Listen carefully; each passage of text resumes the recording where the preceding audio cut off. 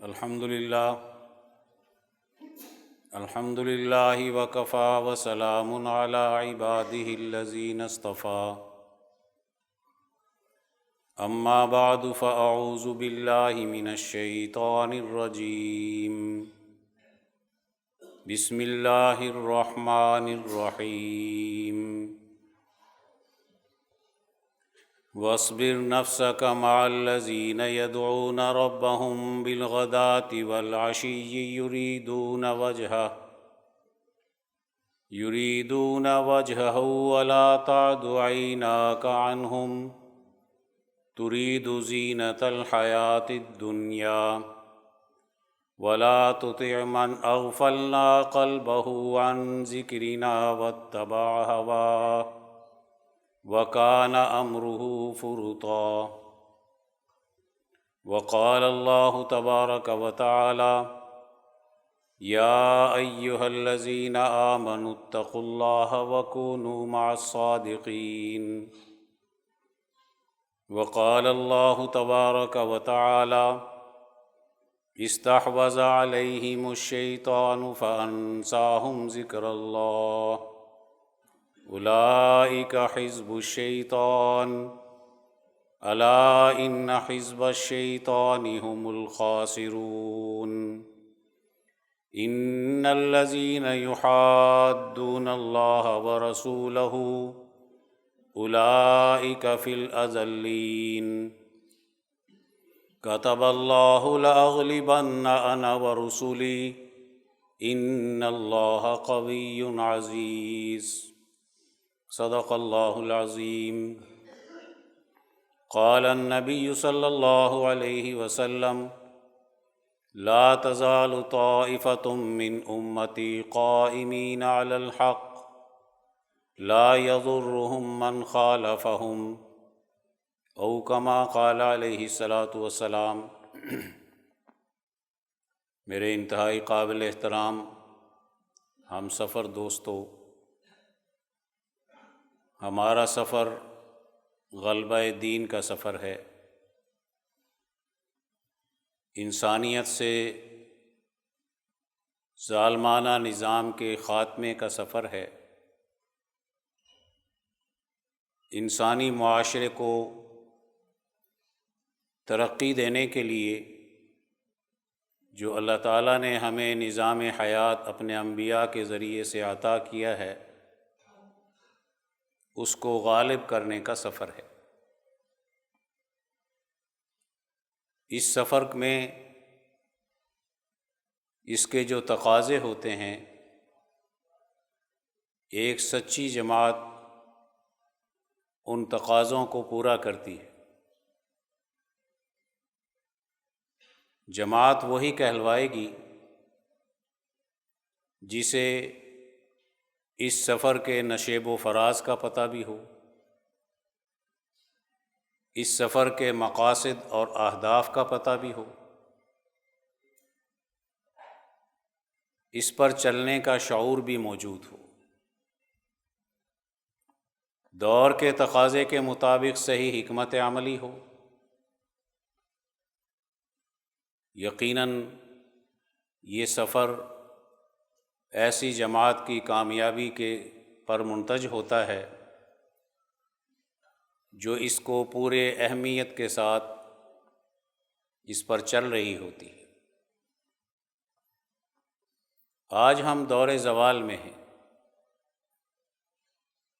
اور دور زوال میں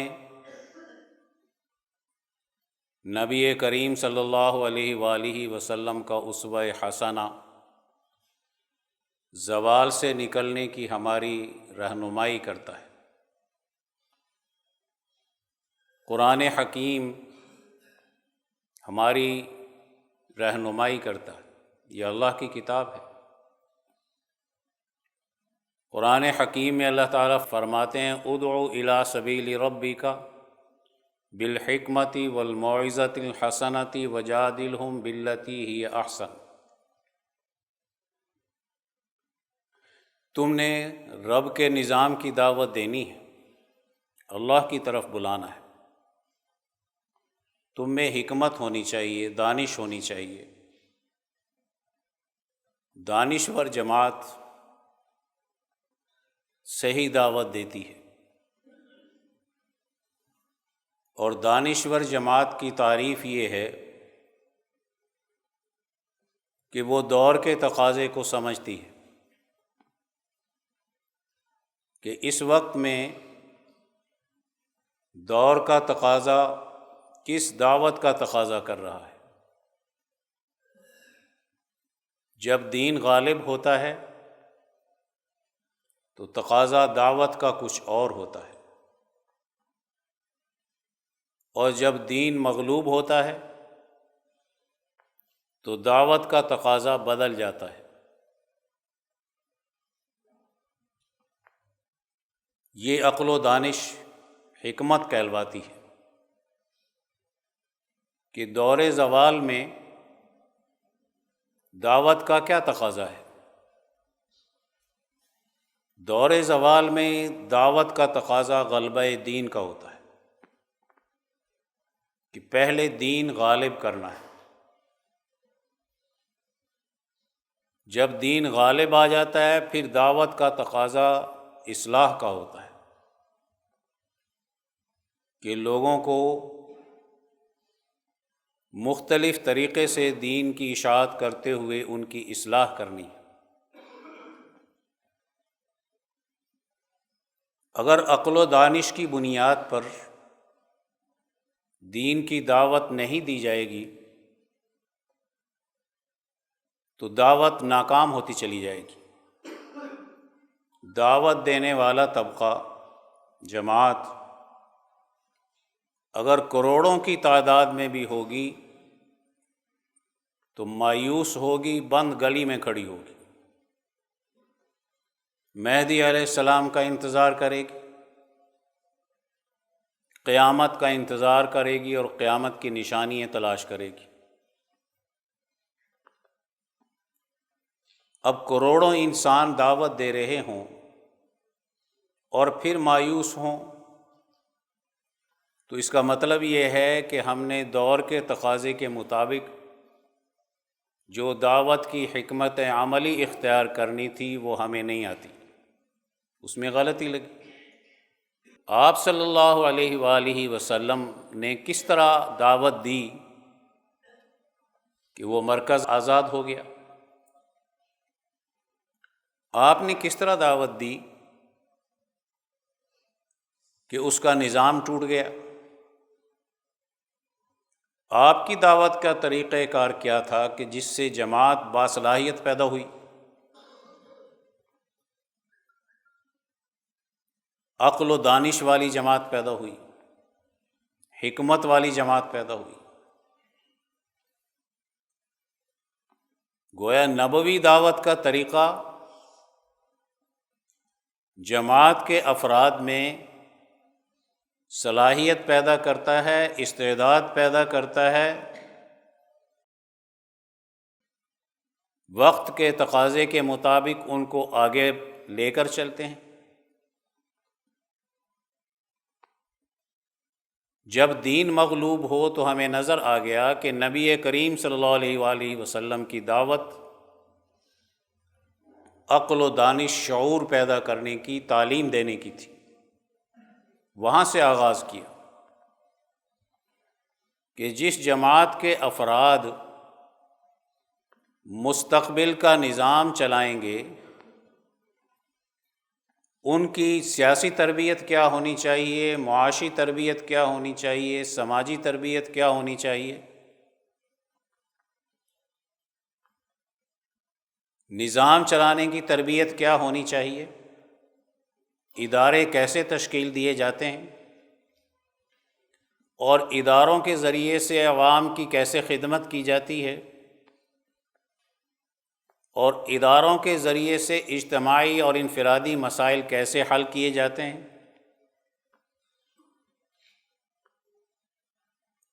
قیادت کی صلاحیت کن خصوصیات کی حامل ہوتی ہے۔ اس لیے کہ قیادت ہی قوموں کو عروج دیتی ہے اور قیادت ہی قوموں کو ڈبو دیتی ہے، زوال دیتی ہے۔ قیادت نااہل ہو تو قومیں تباہ و برباد ہوتی، قیادت عیاش ہو، قیادت بد کردار ہو، قیادت لٹیروں کے ہاتھ میں ہو، قیادت ظالموں کے ہاتھ میں ہو، قومیں تباہ ہو جاتی ہیں۔ ایسی قیادت کو شکست دینا، اس سے قوم کو آزادی دلانا اور اس کی جگہ پر ایک اہل قیادت جس میں تقویٰ ہے، طہارت ہے، جس کے اندر خدا خوفی ہے، آخرت کا فکر اس پر غالب ہے، وہ نظام چلانے کی صلاحیت پیدا کر رہی ہے، اس میں انصاف ہے، صلہ رحمی ہے، اس میں آپس میں محبت ہے، رحماء بینہم، اس کا نظریہ، اس کا فکر، اس کی سوچ انسانیت کی خدمت کی ہے۔ یہ متبادل قیادت پیدا ہوگی تو یقیناً ابو جہل کا نظام جو انسانیت کو نقصان پہنچا رہا تھا، اس کی حزب الشیطان، شیطان کی جماعت اس حزب اللہ کا مقابلہ نہیں کر سکے گی۔ یہ منظم ہو رہی ہے ایک انصاف کے اصول پر، اس کی تنظیم سازی ہے انسانیت کو ترقی دینے کے اصول پر۔ یہ صرف مسلمان کی ترقی نہیں چاہتی، یہ انسانوں کی ترقی چاہتی ہے، مسلمان ہو یا غیر مسلم ہو۔ جس کا نظریہ انسانوں کی ترقی دینے کا ہو، جس مذہب کا یہ نظریاتی جماعت تعارف کرائے گی، وہ مذہب تو دنیا میں انسانیت کے لیے رحمت بن کر آئے گا، اس کی بھوک مٹائے گا، اس کی عداوتیں ختم کرے گا، اس کے اندر صلاحیت استعداد پیدا کرے گا، خاندانی صلہ رحمی پیدا کرے گا، مذہب کو صحیح استعمال کرے گا۔ اس دعوت کو دنیا میں کون انکار کر سکتا ہے؟ اس مذہب کا دنیا میں کون انکار کر سکتا ہے؟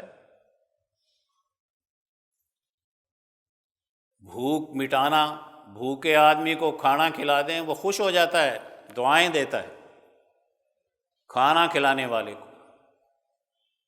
اور اگر انسانیت کی بھوک مٹا کر پوری انسانیت کو خوشحالی دینے کا ایک نظام اور سسٹم دے دیا جائے،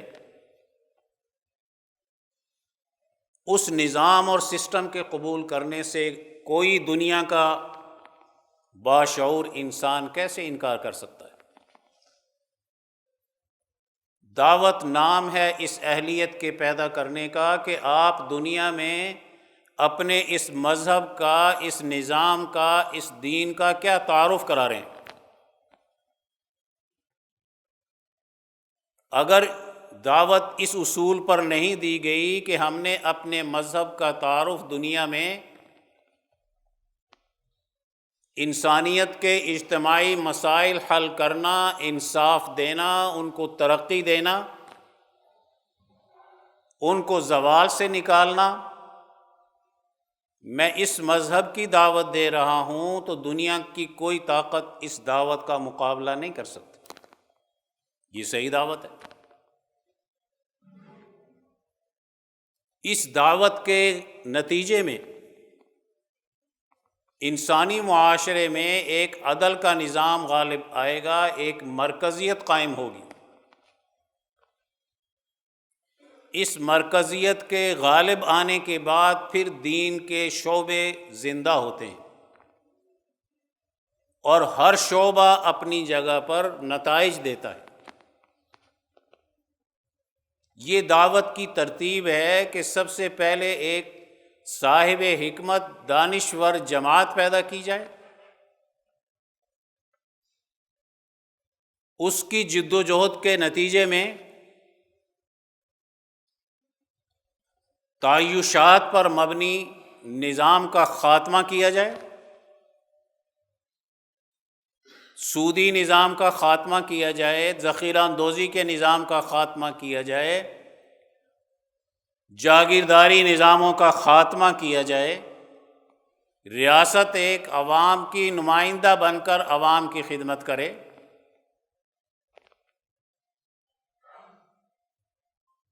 اس کے اوپر سے غلامی کے نظام کو ختم کر کے آزادی اور حریت کا نظام قائم کیا جائے۔ یہ پہلے ہے، اور پھر دین کے شعبوں میں تقسیم بعد میں ہے۔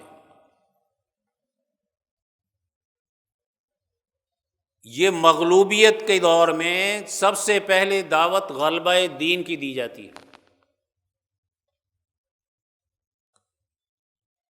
اگر مرکزیت دشمن کے ہاتھ میں ہو اور دین کو شعبوں میں ہم پہلے ہی تقسیم کر دیں تو ہر شعبہ اپنی جگہ پر ناکام ہوگا، مایوس ہوگا، فیل ہو جائے گا، کروڑوں کی تعداد میں ہو کر مایوس ہو جائے گا، کیونکہ مرکز دشمن کے ہاتھ میں ہے، طاقت کا توازن دشمن کے حق میں ہے،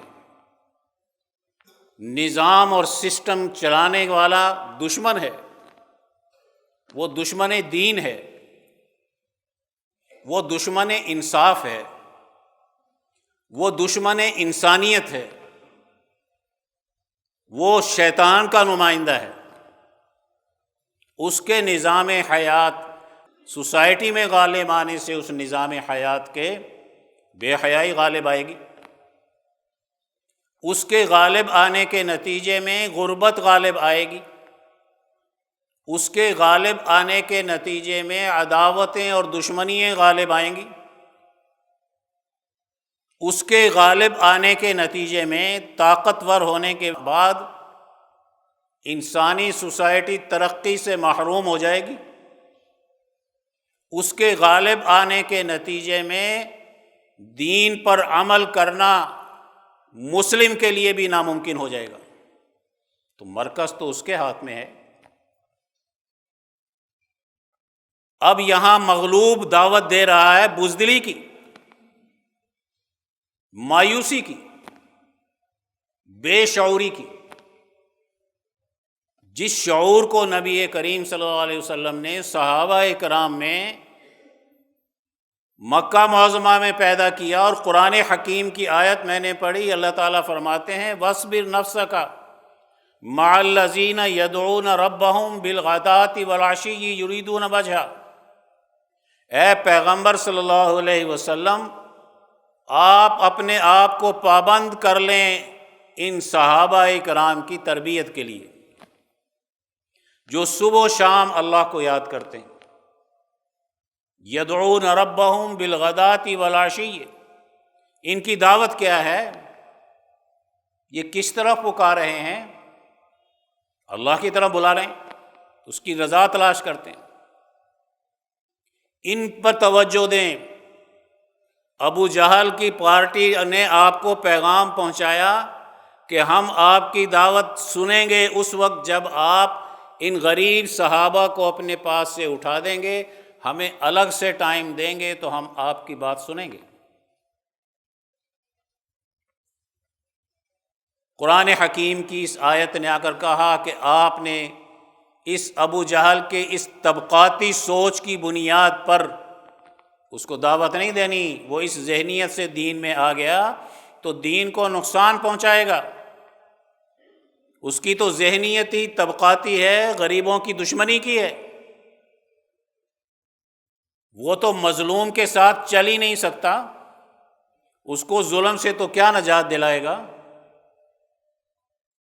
آپ نے ان صحابہ پر محنت کرنی ہے، سلمان فارسی پر کرنی ہے، بلال حبشی پر کرنی ہے، صہیب رومی پر کرنی ہے، آپ نے اپنی محنت حضرت عمر فاروق کی تربیت پر کرنی ہے،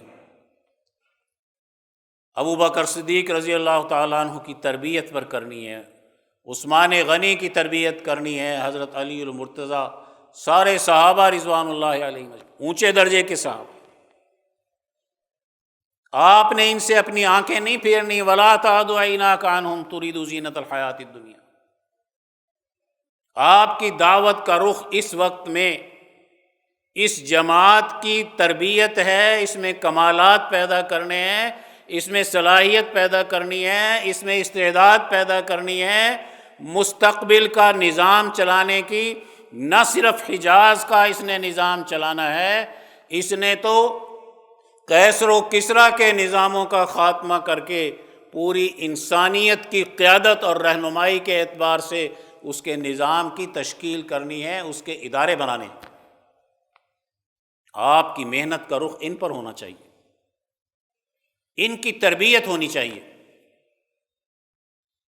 آپ یہ دنیا کے دار یہ سوچ کر کہ یہ بڑے سردار ہیں، کلمہ پڑھ لیں گے تو جلدی دین میں کو فائدہ پہنچے گا، یہ ترید زینت الحیات الدنیا، یہ دنیا کی زینت چاہتے ہیں، آپ ان کے پیچھے مت لگیں۔ ایسے حالت میں تو یہ آپ کو اقتدار دینے کے لیے بھی تیار تھے۔ ان کے قلوب غافل ہیں، وَلَا تُطِعْ مَنْ أَغْفَلْنَا قَلْبَهُ۔ یہ لیڈرشپ وہ لیڈرشپ ہے جس کے اندر خوف خدا نہیں ہے۔ ان کا یہ نعرہ لگانا یا یہ بات کرنا کہ ہم ابراہیم کو مانتے ہیں، یہ جھوٹ ہے۔ ان کے قلوب ابراہیم کے دین حنیف سے غافل ہیں۔ وہ دین حنیف وہ تو خاندانوں کی لڑائی ختم کرتا ہے، وہ تو بیت اللہ کو آزادی اور احترام دلاتا ہے۔ انہوں نے تو بیت اللہ کی بے عزتی کر دی ہے اور خاندانوں کو لڑا دیا۔ ان کا کیا تعلق ہے دین حنیف کے ساتھ؟ جھوٹ بول رہے ہیں کہ ہم ابراہیم کے دین پر ہیں۔ آپ نے جو جماعت تیار کی ہے اس کا تعلق ہے دین حنیف کے ساتھ۔ آپ نے یہ دعوت دینی ہے، آپ کی یہ دعوت انقلاب کی دعوت ہے۔ دور زوال میں اصلاح کی نہیں، انقلاب کی دعوت دی جاتی ہے۔ اور انقلاب کی دعوت پر جو جماعت تیار ہو کر آتی ہے وہ صاحب استعداد ہوتی ہے، وہ حالات حاضرہ کو سمجھتی ہے، دور کے تقاضے کو سمجھتی ہے، نظام چلانے کی صلاحیت پیدا کرتی ہے، دشمنوں کی سازش کو ناکام بنا سکتی ہے اور کامیابی کی صحیح حکمت عملی اختیار کر سکتی ہے۔ یہاں دعوت انقلاب کی ہے۔ کیوں؟ امام انقلاب مولانا عبید اللہ سندھی فرماتے ہیں کہ قرآن حکیم انقلاب کی دعوت دینے کے لیے آیا تھا۔ اس کی دعوت انقلاب تھی کہ جیسے فرعون کا نظام انسانیت کا دشمن ہے، اس کو ختم کرنا ہے، جیسے نمرود کا نظام تھا یا کسی ملا اور مترف کا نظام ہوتا ہے، سرداروں اور مالداروں کا، یا کوئی نمرودی نظام ہوتا ہے، یا کسی ناپ تول میں کمی کرنے والے قوم شعیب کا کوئی نظام ہے، اس میں انقلاب لانا ہے، اس کو ناکام بنانا ہے، اس کو شکست دینی ہے۔ یہ بہادری کی دعوت ہے، یہ جہاد کی دعوت ہے سسٹم کے ذریعے سے۔ اس کے غلبے کے نتیجے میں یہ تمام نظام ہائے مذہب ہوں جو فرسودہ ہو چکے، یا سیاسی ہوں جو فرسودہ سیاست کرتے ہیں، اب اس کے مقابلے پر نہیں ٹھہریں گے۔ یہ دعوت دینی ہے۔ جب مرکز قائم ہو جائے گا، دین غالب آ جائے گا، ابو جہل کا نظام ٹوٹ جائے گا، کیسر و کسریٰ کے نظام تمہارے ٹوٹ جائیں گے، تو دنیا حجاز کے فتح ہونے کے بعد تمہارا مطالعہ کرے گی۔ قبائل فوج در فوج تمہارے دین میں آئیں گے، وہ جنگی فضا کی وجہ سے تمہارے پروگرام پہ غور نہیں کر پا رہے تھے، صلح حدیبیہ نے موقع دے دیا کہ تم اب غور و فکر کرو۔ اب وہ غور و فکر کیا اور پھر حجاز فتح ہوا اور آپ نے سب کو معاف کر دیا۔ آپ نے اپنی ذات کا انتقام نہیں لیا، پیغمبر کبھی ذات کا انتقام نہیں لیتا۔ جس جماعت میں ذات کے انقلاب کا جذبہ موجود ہو اس کی صحیح تربیت نہیں ہوتی۔ معاف کر دیا۔ انہوں نے کہا اوہو یہ تو دین بڑا اچھا ہے، یہ تو ہمارے لیے مفید ہے، ہمیں عزت دے رہا ہے۔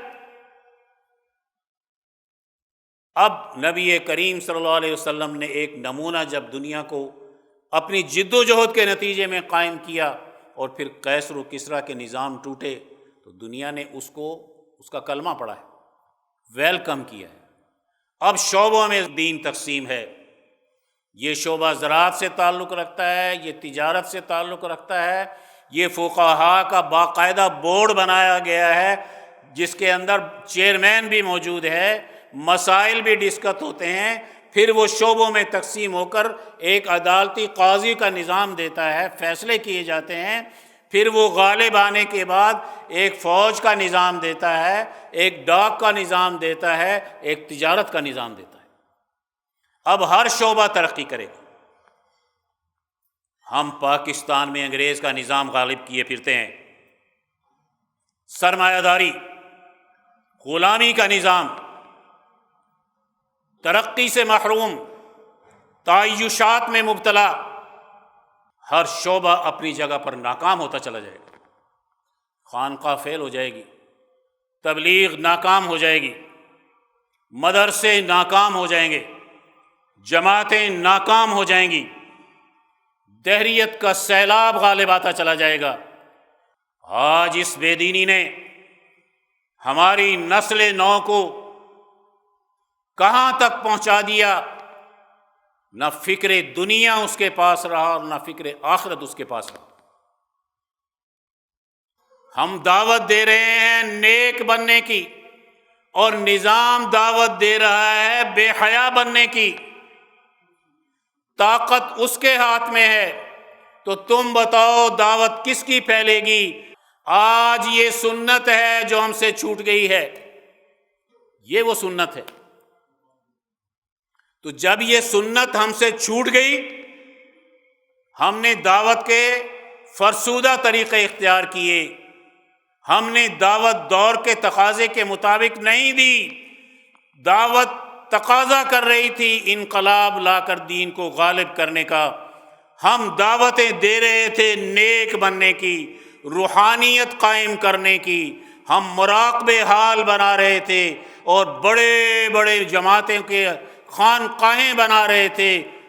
دعوت وہ ہے جو چیلنج کر دے یہاں کے نظام سرمایہ داری کو، جو چیلنج کر دے یہاں کے نظام بے دینی کو، جو چیلنج کر دے یہاں کے ظالم تعیشات میں مبتلا اقتدار کو اور اقتدار کے چلانے والے کو۔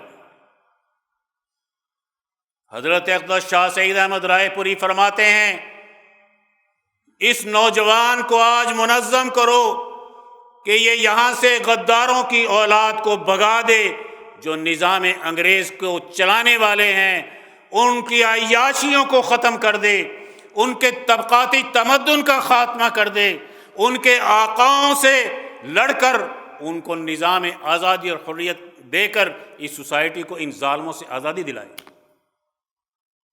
جس کا یہ جذبہ ہی نہیں، جس میں یہ شعور ہی نہیں، جس کی دعوت کے اندر یہ ہمت ہی نہیں، یہ صلاحیت ہی نہیں، تو وہ انسانی سوسائٹی کے مسائل حل کرنے کی استعداد کیسے پیدا کرے گی؟ اس میں سیاست کہاں سے آئے گی؟ اس میں سماجیات کہاں سے آئیں گی؟ اس میں عدالتی نظام کہاں سے آئے گا؟ اس کا پارلیمانی نظام کیسے درست ہو سکتا ہے؟ نظام کفر کا اور نظام سرمایہ داری کا پارلیمانی نظام قوم کو تباہ کرتا ہے، ہم اس میں بیٹھے ہیں نیک بنے ہوئے۔ نظام ظلم کا عدالتی نظام قوموں کو تباہ و برباد کرتا ہے، نظام ظلم کی تہذیب و ثقافت قوموں کو تباہ و برباد کرتی ہے، نظام ظلم کا نظام دیا ہوا مذہبی تعارف قوموں کو تباہ و برباد کر کے ایک نشے میں مبتلا کرتا ہے۔ آج ہم نشے میں ہیں، ذکر کر رہا ہے، دیواروں کو ٹکر مارتا پھرتا ہے، لڑتا پھرتا ہے، ناچتا پھرتا ہے۔ دین تو تیرے ہاتھ میں ہے نہیں، تیرا دین تو مغلوب ہو گیا ہے۔ تم کس بنیاد پر ناچ رہے ہو؟ کس بنیاد پر ٹکریں مار رہے ہو؟ تمہیں اور تمہارے مشائخ کو اس بات کا احساس ہے کہ دین مغلوب ہو کر آج یہ نسل نو دہریت کی گود میں جا رہی ہے، دین سے دور جا رہی ہے۔ امریکہ بھاگ رہی ہے، برطانیہ جا رہی ہے، آسٹریلیا جا رہی ہے، جرمنی جا رہی ہے، فرانس جا رہی ہے۔ وہاں کون سا اسلام کا نظام ہے جہاں جا کر یہ اپنے ایمان کی حفاظت کر سکتی ہے؟ تو جب کسی قوم کا نظام، مرکزیت دشمن کے ہاتھ میں ہو، وہاں دعوت کا آغاز غلبہ دین کا کیا کرتے ہیں۔ وہاں دعوت دور کے تقاضے کے مطابق ہوتی ہے، صحیح دعوت دی جاتی ہے۔ آج ہمارے ہاں ضرورت اس بات کی ہے، اس ادارہ رحیمیہ علوم قرآنیہ میں بیٹھ کر ہم اپنے اس نوجوان کو تشدد سے بچانا چاہتے ہیں، اس نوجوان کو قتل ہونے سے بچانا چاہتے ہیں، اس نوجوان کا سیاسی، معاشی اور سماجی شعور دے کر اس کو مستقبل کی قیادت کا اہل بنانا چاہتے ہیں۔ جماعت وہ اچھی جس کا ہر کارکن قائد ہو، جماعت وہ اچھی جس کا ہر کارکن علم کے زیور سے آراستہ ہو، جماعت وہ اچھی جس کا ہر کارکن صاحب حکمت ہو، جماعت وہ اچھی جس کا رہنما قرآن حکیم ہو، جس کا رہنما اسوہ رسول اللہ ہو، جس کا رہنما خلفائے راشدین کا دور ہو۔ ہم جن علماء کا نام لیتے ہیں، امام شاہ ولی اللہ کے ساتھ جوڑنے والے حضرت اقدس شاہ سید احمد رائے پوری کا نام لیتے ہیں، وہ آج اس کالج کے نوجوان کو جو ایڈم سمتھ کی کتابیں پڑھ کر، نصاب پڑھ کر، جو کسی لارڈ میکالے کا نصاب پڑھ کر انگریز کے گود میں جا رہا تھا، ہم حضرت اقدس شاہ سید احمد رائے پوری کے ذریعے سے اس کو شیخ الہند سے جوڑنا چاہتے ہیں۔ ہم حضرت اقدس کے ذریعے سے اس کو امام انقلاب مولانا عبید اللہ سندھی سے جوڑنا چاہتے ہیں، ہم اس کو مولانا قاسم نانوتوی سے جوڑنا چاہتے ہیں، ہم اس کو مجد الفسانی سے جوڑنا چاہتے ہیں، امام شاہ ولی اللہ سے جوڑنا چاہتے ہیں، شاہ عبدالعزیز صاحب سے جوڑنا چاہتے ہیں۔ ہم اس کو یورپ کے مفکرین کے بجائے اس کو دین اسلام کے فلسفیوں، بڑے بڑے فیلسوف کی تعلیمات کے ساتھ جوڑ کر اس کو مستقبل کا صحیح رہنما بنانا چاہتے ہیں۔ یہ قرآن حکیم کا حامل بنے، انقلاب کے نظریے سے یہ آج بھی دنیا میں تبدیلی لا سکتا ہے، انقلاب لا سکتا ہے۔ یہ نبی کریم صلی اللہ علیہ وسلم کے اسوہ حسنہ کا حامل بنے تو یہ آج تبدیلی لا سکتا ہے۔ ہمیں ضرورت اس بات کی ہے کہ آج ہم اپنی صحیح تربیت کریں۔ کس چیز پر؟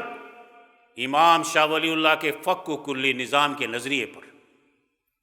اس نظریے کو سیکھو، اس کو سمجھو، اس کے اوپر حکمت پیدا کرو، اس کے اندر اپنی مہارت پیدا کرو، اپنی ساری زندگی کی جدوجہد اس مشن کی کامیابی پر لگاؤ۔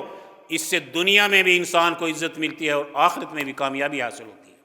یہ وہ سفر تھا جس کا میں نے شروع میں آپ کے سامنے ذکر کیا کہ ہم جس سفر پہ آج نکلے ہیں، ہمارا سفر غلبہ دین کا ہے، ظلم مٹانے کا ہے، عدل و انصاف کو غالب کرنے کا ہے، مظلوم کو ظلم سے نجات دلانے کا ہے، انسانیت کو ترقی دینے کا ہے، اس کے مسائل حل کرنے کا ہے۔